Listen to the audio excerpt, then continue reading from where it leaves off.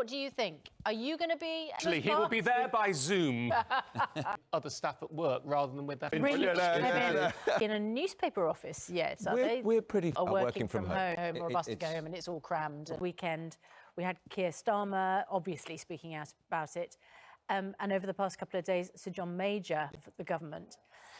The government minister sent out yesterday to sort of bat and defend Boris Johnson, said, I don't know what you're talking about. It's all on investigations at exactly the same time as one of our own had been investigated. Let's have a listen to George Eustace. We get out of this. I mean, Boris Johnson is sort of known as a Teflon Prime Minister. Public mood over this has been ferocious. Yeah. Having no self-control when you have self-control is something to be encouraged. No. Fortunately, have a small moment. So you say, well, you know, the government's decided you should have that and therefore you should be making ends meet. Was assuming... Good morning. It's just gone 6:30. Welcome to the programme. Back in the chair. It's welcome nice. back to the programme. We're a little bit nearer, aren't we now? We are, yes. Look, I can reach out. My hand doesn't disappear magically into a wall. But you're not allowed to get that close. My hand has been sanitised before I did that. Unless we were at a Christmas party together. Yeah, true. Of course. Dr. Hill. No, I'll be there in person. Yeah, Christmas parties. I have to say, my perspective is when I talked to my team about it, many people... Kind of ironies, don't you, Dr. Hillary, where you might have people at work... You know, we're saying people can't... Society's already opened up. Let's talk about the big issue this morning, sleaze, Kevin. Nice. We know where this is going. Segue of the day. The US... I think our director has a special sound effect on hand. Excuse me. Kevin, really? The US president met with the Duchess of Cornwall and various wind. And I'm reading this, as you can probably tell, in an emission audible enough to make the Duchess blush.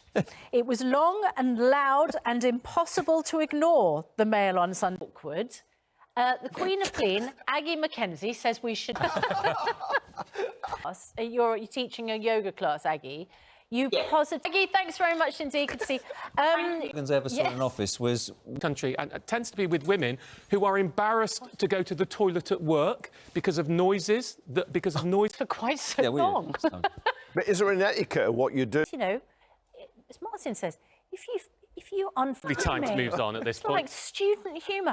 By the way, Martin, you have achieved something pretty significant for students, and would you like to tell us about it? Because this is about student finance, and frankly, we need to know. Yeah. So this is an announcement that we're putting out today. It's something I've been campaigning on for a long time. We have.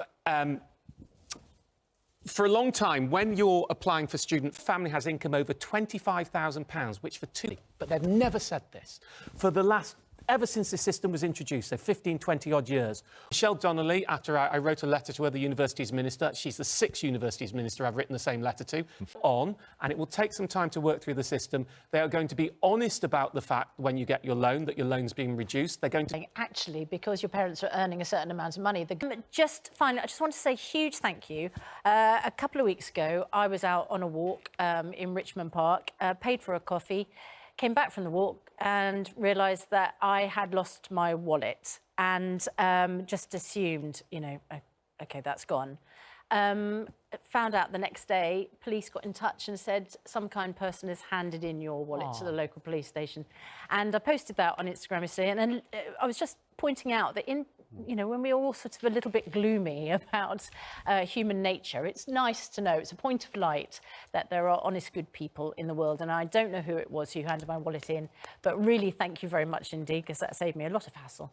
And also to the Met, who helped me track it down as well. I tend to think 99% of people are good. Yes. And you can actually trust I think the trouble is that I think everybody's concerned at the moment about identity theft and people impersonating you, know, fraud and all the rest of it. And it's a real concern. Exactly. There was enough information in that wallet that somebody, you know, could have pretended to be me along the line. So thank you, whoever you are. I really appreciate it.